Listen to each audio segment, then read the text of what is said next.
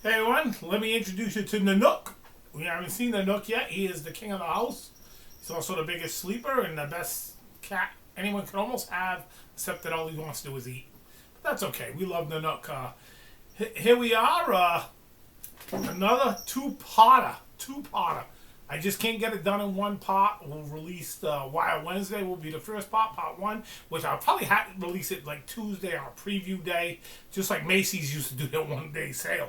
You know, oh, let's have a one-day sale, but you can go Friday and get the preview day sale prices, which is really just a sale. It's just a way to try to line the Nook into the cabinet. I don't know what the Nook's doing on the right-hand side, but hopefully ain't too distraction throughout this video. But anyhow, we're going to roll with a lot of activity this week, okay? Tons of egret activity, ton of video that I got to go through for Sunday on the egrets. That's why I'm to get it out for Wednesday. This one, at least the first one of Saturday, I just think it's better to break it up into two parts. I'm thinking it may be too long any other way. So hopefully you agree or not agree. Maybe you tell me, hey, just throw it into one big thing. But eventually, you know, what it's going to come down to, and if I stay healthy and things are good enough, in a few years we'll do a full documentary on that. And again, thank you for liking it. If you like it, subscribe if you subscribe to them things. And most importantly, the only one thing I really care about is to share this with someone who no longer can get out there. Share this with any or some young kid or stuff like that. We're gonna have some great footage. I might even try to sneak some cell phone footage that I had of a little fawn. I'm not really sure with the computer and hooking up this. I'm very horrible technical. And even if you really understand something, I am a naturalist that carries a camera. Yes, it's a very quality camera. I will not deny that. But my editing skills are poof. I am not a great editor. I don't do a lot of editing. And this is like when I'm talking to you right now. I'm not going to go back, delete this, even though if it's horrible. We're just going to roll with it. If I look like a fool, I look like a fool. Something's out of place, like a cat jumping here or there. That's the way it is, folks. It's who I am. El naturale, if I could say that. All right? So, peace. Thank you for tuning in. And you are going to love the action I got this weekend. So we're going to start off very slow here. This, I believe, is I'm going to get this wrong. It's a skipper butterfly, but I think it's a fiery skipper. There are so many little skipper butterflies. Well, let's just start off a little slow and just watch the gentleness of nature. One of the little gems on the planet.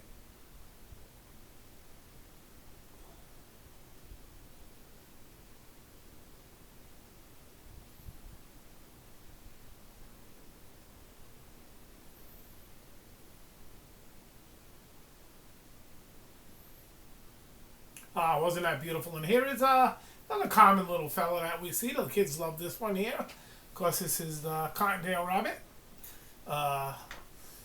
Always come across the cottontails. So the minks have been getting the ones down there, the fields. That population has been reduced. So look at the little round tail there.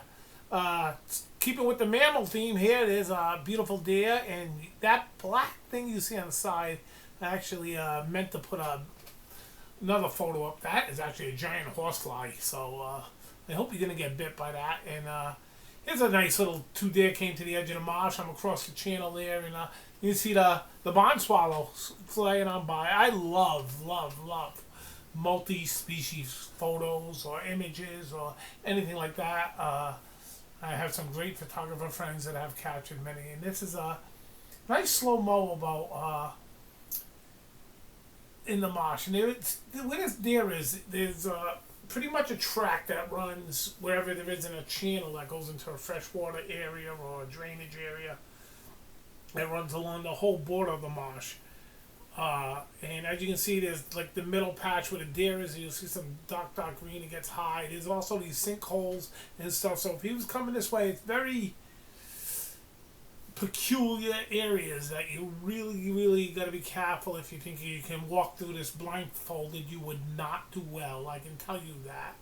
I have hit a sinkhole or two in my lifetime, and in the winter it's really bad. It's not fun. It's not fun at all because you get very wet and very cold. So the other thing I want to show is I got a bird coming up after that. Where this grass is, and then you see the border where it touches where the deer is along the edge. That is, look at a horse in the background. Can you see the horse in the background too? This is right along a farm here. A black horse in the background there. This is where that sharp-tailed sparrows live. That's all they live is from the edge of the water to that brush, and that is it. That is just one of the most amazing micro-habitats there are, and I love the sharp-tailed sparrows, and here he is right there. And we've been talking about, so birds have 4 toes on their feet, songbirds do, okay, and you can see 3 always grab the front, and the other one grabs the back. It's always 3 in the front, 1 in the back, so all the gripping power is either by that back foot, or maybe it's really by the front 3 feet. I'm not a bird, so I wouldn't know which one of them digits I would prefer to lose if I had to lose one. I don't know which one would affect me, but I would think it would be the one that grabs the back of the branch. It's amazing if you look at even the talons on that. I got a very good look at the sharp-tailed sparrow. But that's their micro-habitat, and part of the special I wanted to do. That is 100%. Nice goldfinch here. Also came to the edge of the marsh. Some people call them yellow finches. They are goldfinches. Though they are not gold, they probably could be called yellow finches or black and yellow finches. But the classic finch beak, which is, Darwin's theory with the evolution and stuff like that, was how finches. Tree swallows. This is the beginning of August. Wait till the beginning of September when the greatest migration show, when these little buggers just fly across our area. This is just they gather in large numbers, and that's always spectacular. Like I said, it's been a great egret weekend, and it has been a great egret weekend. Just looking at some stats on the egret, according to my Wikipedia, which I really I'm not understanding this. It's telling me its wingspan's only 4'9" and gosh, they always look much larger than that coming in. And if it's in ospreys, they say a 5-foot wingspan, and I always feel the egrets look bigger than the ospreys, and they say they only stand 3.3 inches tall, which is actually a meter. So for all you that are looking in another country other than the United States that doesn't use standard measures, we use the metric system. They're a meter tall, so that's 39 inches point something. But there's another beautiful great egret. Look at that. I never get tired of egrets. I can tell you, I never get tired of a lot of things. Apparently, you know that. I don't get tired of deer. I don't get tired. If it's life, I love. The only thing I get tired of is the greenhead flies, and they have really massacred me lately. But beautiful great egrets here. I hope you're enjoying the view of them. I enjoy showing them off. Here's a little video. This is funny. The tallest bird in the marsh, just about the great blue heron, actually is the tallest bird in the marsh, and one of the smallest little residents that come out. And I would say this is the smallest, the shortest. That's a little sanderling next to the great blue heron. So he's just looking out over the marsh, probably looking at the people on the deck, see if they're gonna cook out. But actually, this was a pretty funny situation here coming up, and you will definitely see in some of the stills that I've taken. Watch him duck his head here. He's gonna. He really is. Must have having flashbacks from when my girl Osprey used to dime bomb them like it was no tomorrow. She was relentless with the great egrets if they were too close to her nest, and the great blue herons and the cormorants. She was a relentless bird, and this bird almost seems to have some flashback because we got a few stills coming up, and that will describe it a little better, but not completely, as I got just a little unlucky with what I fit in a frame, and that's part of the thing. Look at him looking nervous little bird. But the water's moving pretty good right there. This is tide's really coming in. This was a super moon tide, and it's low tide, and it went well. You see where the grass is?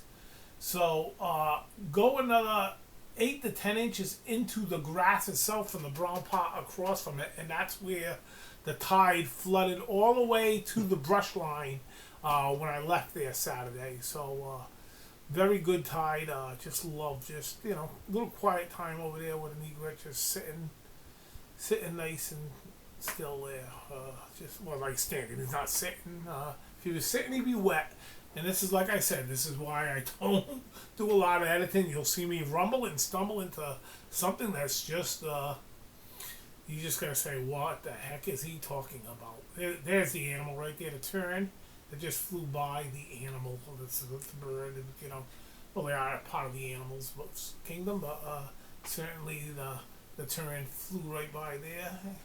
And there he comes again, just cruising by. They're my common terns, okay, and this egret earlier had a little, I guess he finally understood that it wasn't about, wasn't that the terns were attacking him, but I do got some very funny things, like right here. This is what only a still can get you, okay? You see him just like, his feathers are ruffled, This is the tern that he thought was diving at him, and now he's squawking, and he's like, ah! But you wouldn't believe what my osprey girl used to do to these birds. So sad that she was not there, because that was one of the most dramatic things I was hoping to capture, and certainly he or she is just squawking at that tern and getting a little gun shy. But the terns really, what they were really doing, well, the next photo is going to show that very well. Oh no, not that photo. Like I said, this is why I edited this. Another egret flying by, landing next to that one. Certainly, I love the wingspan, and 4.9 inches. Boy, one looks like it's 3 feet. So the terns were catching some bunker. That's one up in the air. That's very cropped image from far away, so it's not super sharp.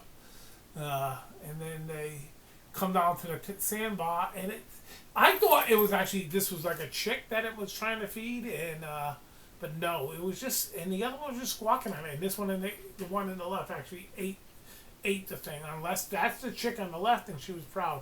Them are the sanderlings, the smallest bird in the marsh, and the sanderlings, I will do a special come this winter on the sanderlings when they're all white with a little bit of black on them. It'll be a beautiful shorebird special, and you're going to love the action. For a little bird, they have a lot of action when it comes time in the winter time. They feed on cluster clams along this area, and it is something to watch them. Very spectacular. Here I was, great blue heron just flew by a little too close to me. I got my 500 millimeter back, so that's one of the issues I had. But look at that beautiful great blue heron, seeing the beak, and didn't really get the whole bird. Clipped him there, clipped his toes there as I spun around. I'm on a revolving seat. It spins 360, so I am not standing up. It's just and this one here, I just clipped the wings and the feet. So unfortunately, 3 shots all got a little clipping in them as far as not seeing the full bird. But what a beautiful strong bill, beak, and everything. The great blues, I've only seen about 3 or 4 every day. There's a snowy making its entrance there. The snowy will be part of Sunday's video. Very prominent in Sunday's video, actually. And actually, I'm going to call it the shot of the week I got was with a snowy egret. Here's the young osprey. You can see the white speckles on the top of the wings and stuff. That's one of the ways you can really see that it's still a young, this is a newly fledged osprey this year, and he's coming in, and you start seeing his little fishhook talons there a little bit. I love the eye of the osprey.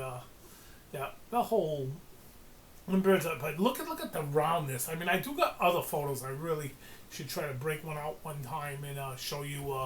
I mean, they are really fishhooks. They are the master of no other bird. I mean, if you look at the harrier the other week, I did see the harrier. I did not get a photograph of him this week, though. He was on the other side of the marsh. So the harrier and the peregrine are both still around.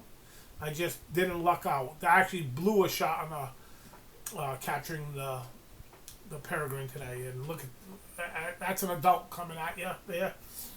Well, beautiful girl or boy. Probably, you know that, and you can see definitely this is how the young. You really see all the white on top of the wings and stuff hasn't filled in. And that will become a solid brown. And a lot of time on the underwings, you'll see like a circular brown towards where the elbow bends out towards the thing. Here's an adult bringing back Poggy, or Scup as we call them around here. And we have not seen a lot of full-size fish bringing back to the nest. It's been a very poor year as far as their fishing. And here's that little fawn that came walking up to me and just made my day. Just made my day for sure. What a wonderful little animal this is.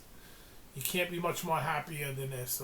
There's the eyes, and if you like it, like it. If you want to subscribe, subscribe. But please share, and tune in for part 2, which will probably be released Wednesday, Thursday. I'm not sure. And here's that video with the cell phone. See how I got good at it.